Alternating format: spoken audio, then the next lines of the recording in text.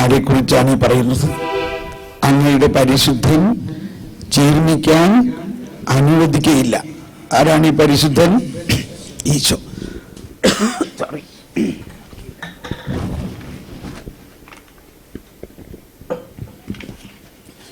അങ്ങയുടെ പരിശുദ്ധൻ ജീർണിക്കാൻ അനുവദിക്കയില്ല.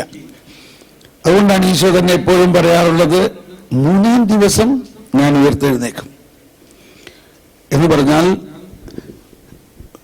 ശരീരം ജീർണിക്കാൻ ആരംഭിക്കുന്നത് 4-ാം ദിവസമാണ്. നമുക്കറിയാം, ലാസറിന്റെ ഇപ്പൊ 4 ദിവസമായി ശരീരം ദുർഗന്ധം വമിക്കാൻ തുടങ്ങുമെന്ന് വാർത്ത പറഞ്ഞ അതാണ്. എന്നാൽ ഈശോ എപ്പോഴും പറയാറുള്ളത് 3-ാം ദിവസം ഞാൻ ഉയർത്തെഴുന്നേൽക്കും. അതായത് എൻ്റെ ശരീരം ജീർണിക്കാൻ അനുവദിക്കയില്ല. അങ്ങനെയുള്ള ആ ദൈവിക സർവാധിപ ശക്തി, അതിലാണ് നമ്മൾ ശരണപ്പെട്ടിരിക്കുന്നത് എന്ന് മാത്രമല്ല, ഇവിടെ പറയുകയാണ്, കർത്താവാണെന്റെ ഓഹരിയും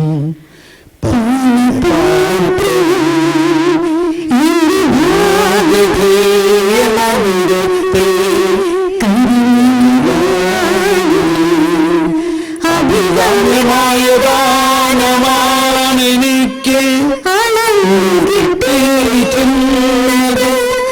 വിശിഷ്ടമായ അവകാശം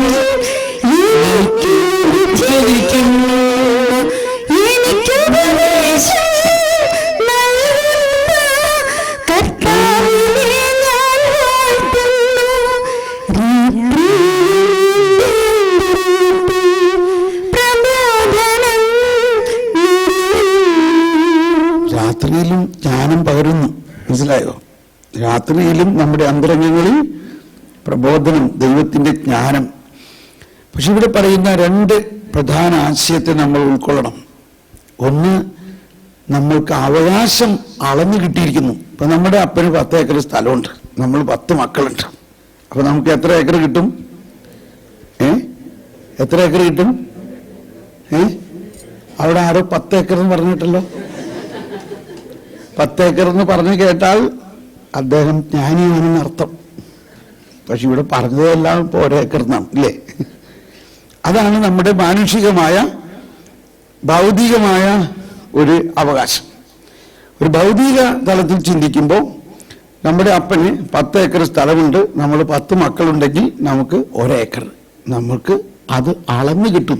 ഈ അളവെന്നൊക്കെ പറയണത് ഭൗതിക മാനമാണ്. അതാണ് സങ്കീർത്തനത്തിലെ കവിതാത്മകതയിലെ ഒരുപാട് കാര്യങ്ങൾ ഭൗതിക അർത്ഥത്തെ നമ്മുടെ ഉള്ളിൽ കൊണ്ടുവരും. പക്ഷേ അതിൻ്റെ ആത്മീയ അർത്ഥത്തിലേക്ക് നമ്മുടെ ജ്ഞാനം ഉയരണം. അതിനു മുമ്പ് പറയാണ്, കർത്താവാണെന്റെ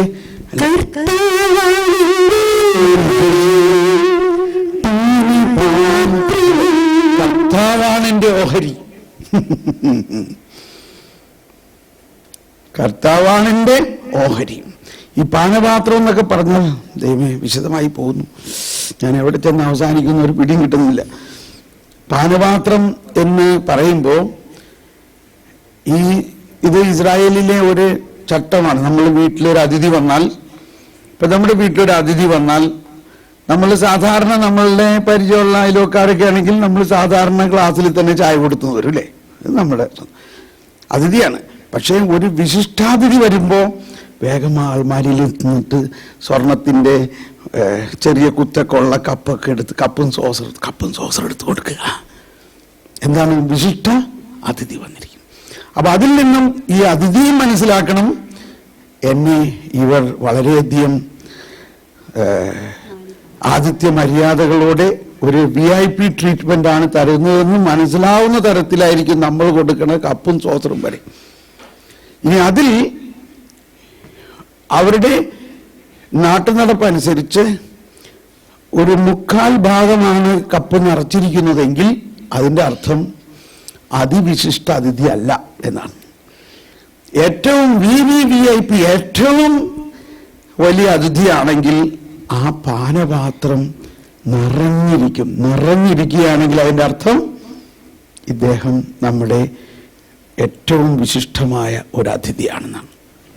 അപ്പൊ ഇങ്ങനെ ഒരുപാട് സിമ്പിൾസ് അവിടെ ഉണ്ടെന്നുള്ളതൊന്ന് മനസ്സിലാക്കി അതിനെക്കുറിച്ച് പഠിക്കുകയൊക്കെ ചെയ്താൽ നല്ലതാണ്. അപ്പോൾ പാനപാത്രം, അങ്ങനെ ആ നിറഞ്ഞ പാനപാത്രം എന്ന് പറഞ്ഞാൽ ഏറ്റവും ഇതിൽ കൂടുതൽ നമുക്ക് കിട്ടാനൊന്നുമില്ല. ഇനി കർത്താവാണെന്റെ ഓഹരി എന്ന് പറഞ്ഞാൽ ഇവിടെ നമ്മൾക്ക് അവകാശമായത് അളന്നു കിട്ടിയിരിക്കുന്നു എന്ന് പറയുന്നത് പോലെ തന്നെ ദൈവം നമ്മുടെ അവകാശമാണ്. എന്നാൽ ആ അവകാശം, നമ്മുടെ അപ്പന് 10 ഏക്കർ സ്ഥലമുണ്ട്, നമ്മൾ 10 മക്കളുണ്ടെങ്കിൽ ഭൗതികമായ ഒരു ഓഹരി നമുക്ക് കിട്ടുമ്പോൾ അതിന് 1 ഏക്കർ കിട്ടുള്ളൂ, ഇല്ലേ?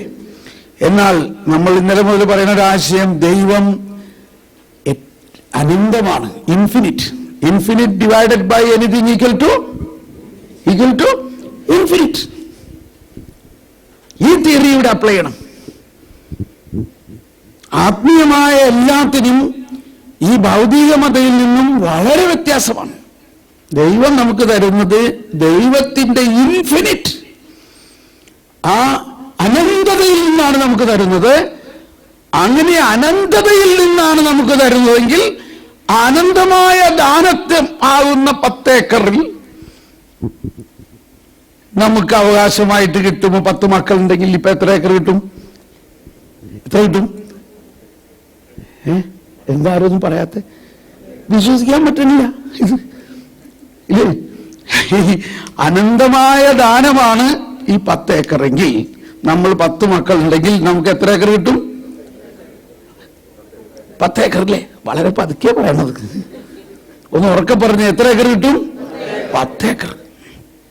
അപ്പൊ 10 മക്കൾക്കും എത്ര കിട്ടും? 10 ഏക്കർ. ഇതാണ് കർത്താവിന്റെ മാത്തമാറ്റിക്സും നമ്മുടെ മാത്തമാറ്റിക്സും തമ്മിലുള്ള വ്യത്യാസം. ഒരുപാട് മാത്തമാറ്റിക്സ് പഠിച്ചാൽ കർത്താവിൻ്റെ മാത്തമാറ്റിക്സ് ഒട്ടും മനസ്സിലാവില്ല. മനസ്സിലായോ? ഇത് മനസ്സിലായി കഴിഞ്ഞാൽ അറ്റ്ലീസ്റ്റ് ആൾജിബ്രയും ട്രിഗ്നോമെട്രിയും പഠിച്ചതിൻ്റെ ഒരു ഗുണം ഇത് മാത്രമേ ഉള്ളൂ നമ്മുടെ ജീവിതത്തിൽ. എന്താണ്? Infinite divided by anything equal to infinite. ഓർക്കുന്നുണ്ടോ? എത്രാം ക്ലാസ്സിലാണ് പഠിച്ചത്? അപ്പോൾ വിശിഷ്ടമായ അവകാശം കണ്ടോ? എന്താണ് വിശിഷ്ടമായ അവകാശം? കർത്താവാണെന്റെ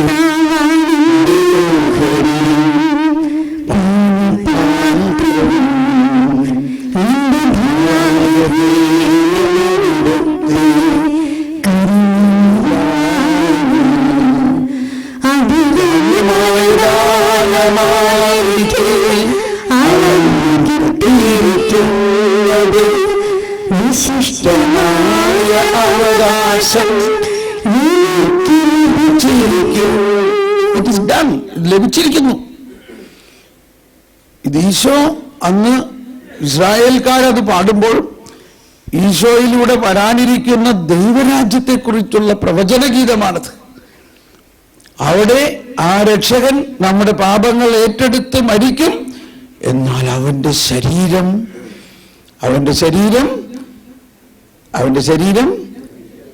ജീർണിക്കുകയില്ല. അങ്ങനെ ജീർണിക്കാത്ത ഒരു ശരീരമാണ് കർത്താവ് തൻ്റെ ശരീരം നമുക്ക് തരുന്നതിലൂടെ നൽകുന്നത്.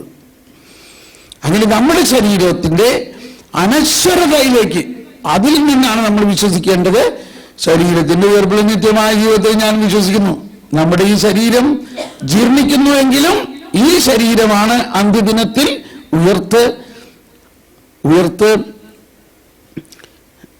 അമർത്യമായ ഒരു ശരീരമാകുന്നത്. ഇപ്പോഴുള്ള ഈ മർത്യ ശരീരം നമ്മൾ മരിക്കുമ്പോൾ ജീർണിക്കുന്നു. എന്നാൽ ഈ ജീർണിക്കുന്ന ശരീരം, ജീർണിക്കാത്ത നമ്മുടെ ആത്മാവ്, നമ്മൾ മരിക്കുമ്പോൾ നമ്മുടെ ആത്മാവ് ദൈവത്തിലേക്ക് പോകുന്നു, ശരീരം ജീർണിക്കുന്നു. എന്നാൽ ഈ ശരീരത്തിനും ഒരു ദൈവത്വമുണ്ട് എന്നുള്ളതാണ്. ആത്മാവും ശരീരവും ദൈവത്തിൽ നിന്ന് തന്നെ ഉത്ഭവിക്കുന്നതാണ്. നമ്മുടെ ശരീരം മരിക്കുമ്പോഴും ശരീരം ജീർണിക്കുമ്പോഴും ആ ശരീരത്തിലുള്ള ഒരു ദൈവിക പ്രകൃതി നഷ്ടപ്പെടുന്നില്ല എന്നുള്ളതാണ്. ഇത് ഇച്ചിരി ബുദ്ധിമുട്ടുണ്ട് മനസ്സിലാക്കാൻ. പിന്നീട് ജ്ഞാനത്തിന് വേണ്ടി പ്രാർത്ഥിക്കുമ്പോൾ മനസ്സിലാവും. നമ്മുടെ ആത്മാവും ശരീരവും രണ്ടായിട്ടല്ല ദൈവം സൃഷ്ടിച്ചത്. ആത്മാവും ശരീരവും ഒന്നായിട്ട് തന്നെയാണ്. എന്നാൽ മരിക്കുമ്പോൾ ശരീരത്തിൽ നിന്നും ആത്മാവ് സെപ്പറേറ്റ് ആകുന്നു. ആത്മാവ് ദൈവത്തിലേക്ക് പോകുന്നു. ആത്മാവ് മരിക്കുന്നില്ല, ദൈവത്തോടൊപ്പം ആയിരുന്നു കൊണ്ട് പ്രതീക്ഷിക്കുകയാണ്. എൻ്റെ കൂട്ടുകാരൻ എന്താണ്? ആരാണ് ഈ ആത്മാവിൻ്റെ കൂട്ടുകാരൻ? ശരീരം. ഈ ശരീരം ഇവിടെ ജീർണിക്കുന്നുവെങ്കിലും ഈ ശരീരത്തിൽ ഉള്ള ദൈവപ്രകൃതി ജീർണിക്കുന്നില്ല. ആ ദൈവ സ്വഭാവം, ദൈവപ്രകൃതി ഒരു എഡിറ്റിംഗ് സോഫ്റ്റ്വെയറിലേക്ക് ലിങ്ക് പേസ്റ്റ് ചെയ്യുമ്പോൾ ഉടനെ നമ്മൾ കംപ്ലീറ്റ് വെബ്സൈറ്റിലേക്കുള്ള കണക്ഷൻ കിട്ടുന്ന പോലെ ഈ ശരീരത്തിന്റെ ദൈവപ്രകൃതിയാണ് അന്ത്യദിനത്തിൽ നമ്മുടെ ശരീരം ഉയർക്കുമ്പോൾ ആ ശരീരത്തിന്റെ തന്നെ ജോഡിയായ ആത്മാവിലേക്ക് കണക്ട് ആക്കുന്നത്.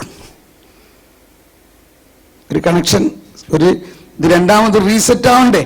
എങ്ങനെ? നമ്മുടെ ആത്മാവും നമ്മുടെ തന്നെ ശരീരവുമായിട്ട് ഒന്നാകും. എന്തുകൊണ്ട്? ഈ ദൈവപ്രകൃതി ഒരു കോമൺ ഫാക്ടറാണ്. നമ്മുടെ ആത്മാവിലുള്ള ദൈവപ്രകൃതി തന്നെ നമ്മുടെ ശരീരത്തിനും ദൈവപ്രകൃതി. അതും തോമസ് പോളിന്റെ ആണ്, ഇതും തോമസ് പോളിന്റെ ആണ്. ഈ ആൾ മാറിപ്പോവില്ല. ഉയർത്തെഴുന്നേറ്റ് കഴിയുമ്പോൾ തോമസ് പോളിന്റെ ശരീരം തന്നെ തോമസ് പോളിന്റെ ആത്മാവുമായിട്ട് ഒരുമിക്കും. അതിൻ്റെ ഒരു പ്രധാന തത്വം മരിക്കുന്ന സമയത്ത് തന്നെയുള്ള ആ ദൈവപ്രകൃതി നഷ്ടപ്പെടുന്നില്ല. എന്നാൽ ശരീരം ജീർണിക്കുന്നു. ആ ശരീരം അന്ത്യദിനത്തിൽ ഉയർത്തെഴുന്നേറ്റ് നമ്മുടെ ആത്മാവുമായിട്ട് ഒന്നാകും. ഇതാണ് നമ്മുടെ പ്രത്യാശ. ഈ പ്രത്യാശയിലാണ് നമ്മൾ ഇവിടെ ജീവിക്കേണ്ടത്.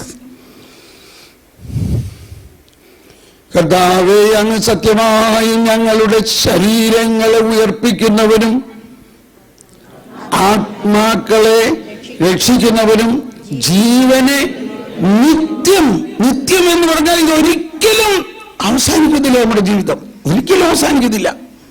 നമ്മുടെ ജീവിതം ഒരിക്കലും അവസാനിക്കുന്നില്ല. നമ്മൾ ഇവിടെ ജീവിക്കുമ്പോൾ തന്നെ നിത്യതയിലേക്ക് പ്രവേശിച്ചിട്ടാണ് ഇവിടെ ജീവിക്കുന്നത്. നമ്മുടെ മരണശേഷം നമ്മുടെ ആത്മാവ് നിത്യതയിലാണ്. എന്നാൽ ശരീരത്തിന്റെ ദൈവത്വം നിലനിൽക്കുന്നു. ശരീരം ജീർണിക്കുന്നു. ആ ജീർണിക്കുന്ന ശരീരം അന്ത്യദിനത്തിൽ ഉയർത്തെഴുന്നേറ്റ് നമ്മുടെ ശരീരവുമായിട്ട് ഒരുമിക്കും. എന്റെ ശരീരം ഭക്ഷിക്കും,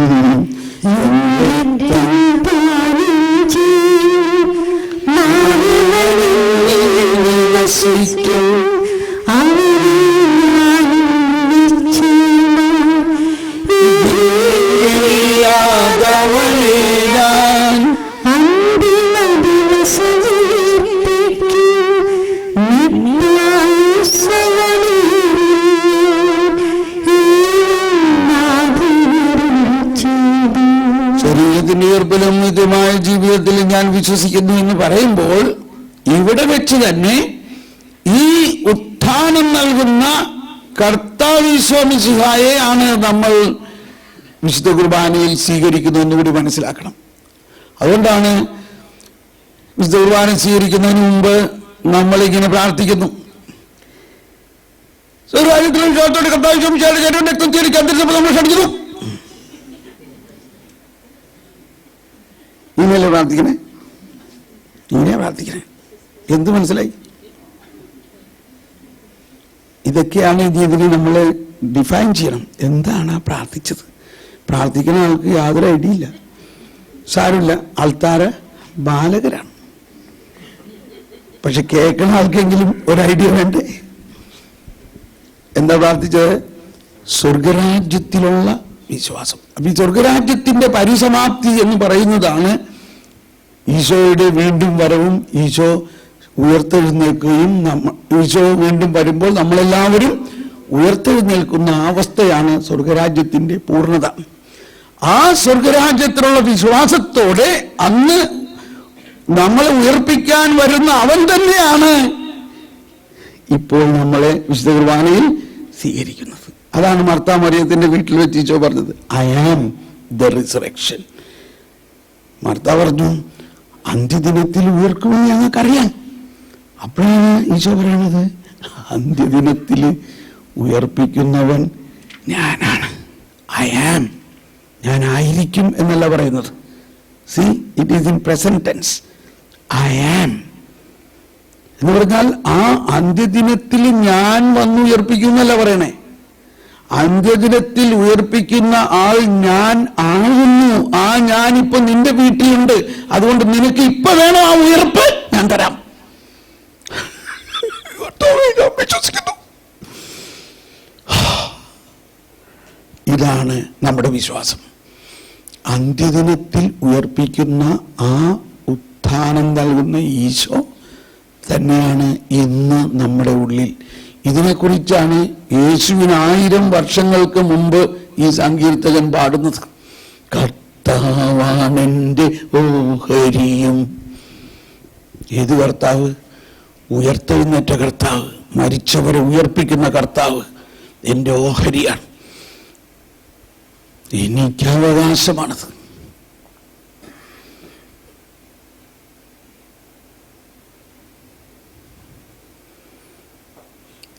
മലങ്കര ആരാധനാക്രമത്തിലെ ഒരു ഗാനം ഇങ്ങനെയാണ്: പാഴൂഴിയിലുയരും ശോശാന പൂക്കൾ. പാഴൂഴി എന്ന് പറയുന്നത് സിമിസ്തേരിയിലെ ആ പൊടിമണ്ണാണ്. അവിടെ നട്ടു വളർത്തുന്ന ഒരു പൂക്കളാണ് ഈ ശോശാന പൂക്കൾ. അത് വെളുത്ത പൂവായിരിക്കും. പച്ച ഇലയും വെളുത്ത പൂ, ചെറിയ ചെടികളാണത്. ഇത് പല സംസ്ഥേരികളിലും ആളുകൾ വെച്ച് പിടിപ്പിക്കാറുണ്ട്. പാഴൂഴിയിൽ ഉയരും ശോശാന പൂക്കൾ പോൽ കൈപ്പണിയില്ലാത്തൊരു വസ്ത്രം ചാർത്തും. ആദാം മക്കൾക്കായി കുദിശ നെയ്ത കൈപ്പണിയില്ലാത്തൊരു വസ്ത്രം ചാർത്തും. അതായത് നമ്മളെല്ലാവരും അന്ത്യദിനത്തിൽ ഉയർത്തെഴുന്നേൽക്കുമ്പോൾ ഒരു പുതിയ വസ്ത്രം, അത് നമ്മുടെ ഉയർത്തെഴുന്നേറ്റ ശരീരമാണ്. ആ അർത്ഥത്തിലാണ് 45-ാം സങ്കീർത്തനത്തിൽ പാടുന്നത്, രാജകുമാരി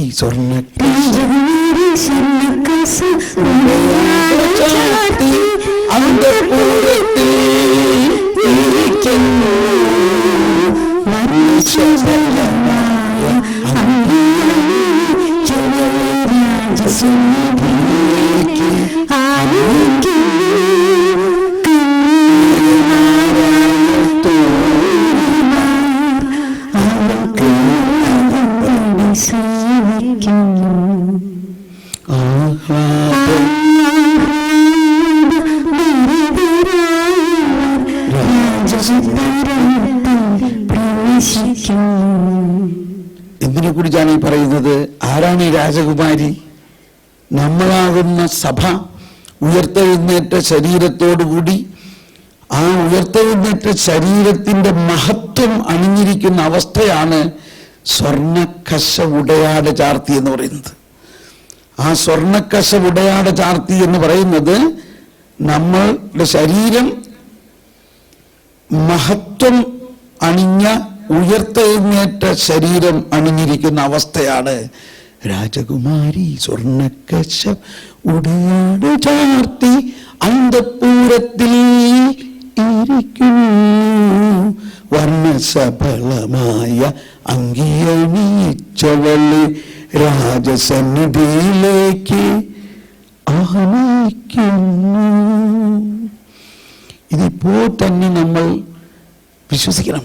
നമ്മൾ ഓരോരുത്തരും പ്രീതി കലർന്ന യുഗാന്ത്യത്തിൽ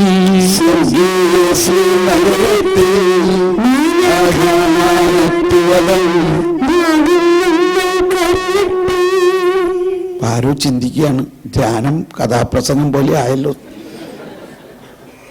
പക്ഷെ ഇത് കഥയല്ല പറയണത്, കഥയല്ല പ്രസംഗിക്കണം. ഇപ്പോ എന്താ? സത്യമാണ്. സന്തോഷമാവുന്നില്ല ഇതൊക്കെ കേൾക്കുമ്പോ? ഇപ്പൊ നമ്മള് അവിടം വരെ എത്തിയമാതിരി തോന്നുന്നുണ്ടോ? എവിടെ എത്തി? പിതാവിന്റെ ഒരു വചനം വരുന്നു. പക്ഷെ ഞാൻ ജ്ഞാനത്തെ കുറിച്ച് പറയാൻ വന്നിട്ട് പോയല്ലോ. അപ്പൊ എല്ലാവർക്കും ജ്ഞാനം കിട്ടിയെന്ന് തോന്നുന്നു. ക്ലാസ് മുന്നോട്ട് പോവുകയാണ്. മുന്നോട്ട് പോകണുണ്ടോ? ഇപ്പൊ വചനം ഇതാണ്,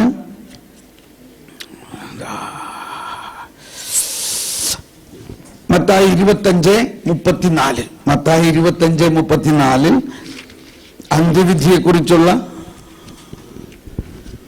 അന്ത്യവിധി ആയി കർട്ടൻ വീണു. അതായത് വിശുദ്ധ കുർബാനയ്ക്ക് ഒരുക്കാൻ പോവുകയാണ്. 25-ാം അധ്യായത്തിൽ അനന്തരം രാജാവ് തന്റെ വലതുഭാഗത്തുള്ളവരോട് പറയും, അരുളി ചെയ്യും, എന്റെ പിതാവിനാൽ അനുഗ്രഹിക്കപ്പെട്ടവരെ, എല്ലാവരും ഏറ്റുപറഞ്ഞ് ശബ്ദം വരട്ടെ, എന്റെ പിതാവിനാൽ അനുഗ്രഹിക്കപ്പെട്ടവരെ, വരുവിൻ, ലോകസ്ഥാപനം മുതൽ നിങ്ങൾക്കായി സജ്ജമാക്കിയിരിക്കുന്ന രാജ്യം അവകാശപ്പെടുത്തുന്നു. ഒന്ന് ഉച്ചത്തിലൊന്ന് വിളിച്ചു പറഞ്ഞ്, അടുത്ത ആളുടെ ചെവിയിലൊന്ന് ഉച്ചത്തിൽ പറഞ്ഞ്, എന്റെ പിതാവിനാൽ അനുഗ്രഹിക്കപ്പെട്ടവരെ, എന്റെ പിതാവിനാൽ അനുഗ്രഹിക്കപ്പെട്ടവരെ, വരുവിൻ, ലോകസ്ഥാപനം മുതൽ നിങ്ങൾക്കായി സജ്ജമാക്കപ്പെട്ടിരിക്കുന്ന രാജ്യം അവകാശപ്പെടുത്തും. അവകാശമായി എനിക്ക് അഭികാമ്യമായി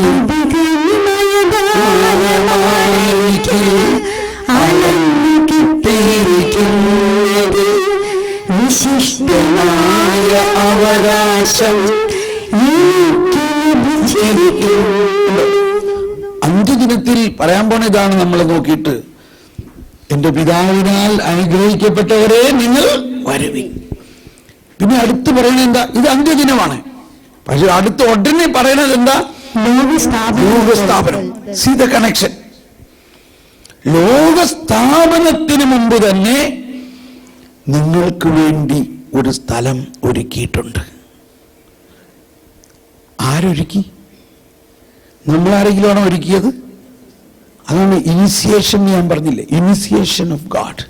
ദൈവത്തിന്റെ മുൻകൈ എടുക്കലിലൂടെ മണ്ണിൽ നിന്നും സൃഷ്ടിച്ച ഈ മനുഷ്യൻ മണ്ടത്തരങ്ങൾ കുറെ ചെയ്യും, പാപം ചെയ്യുന്ന ദൈവത്തിന് അറിയാമായിരുന്നു.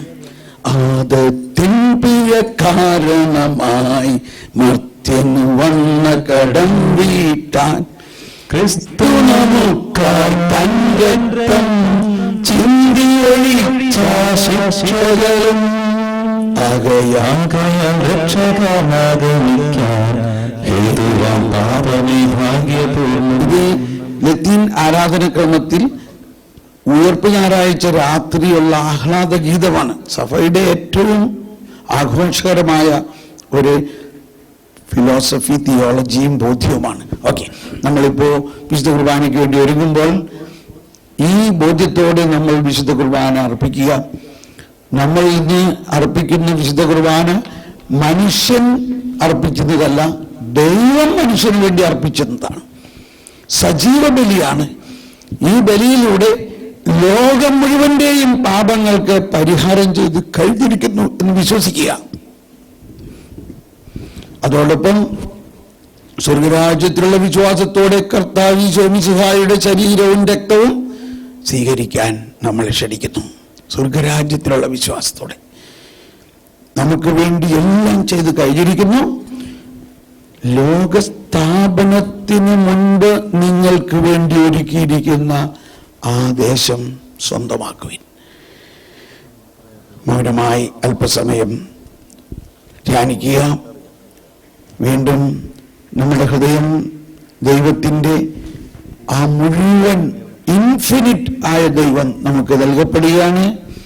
എല്ലാ കൂദാശകളിലും കൃപ ലഭിക്കുന്നു. എന്നാൽ വിശുദ്ധ കുർബാനയിൽ കൃപയുടെ ദാതാവിനെയും കൂടി നമുക്ക് ലഭിക്കുന്നു.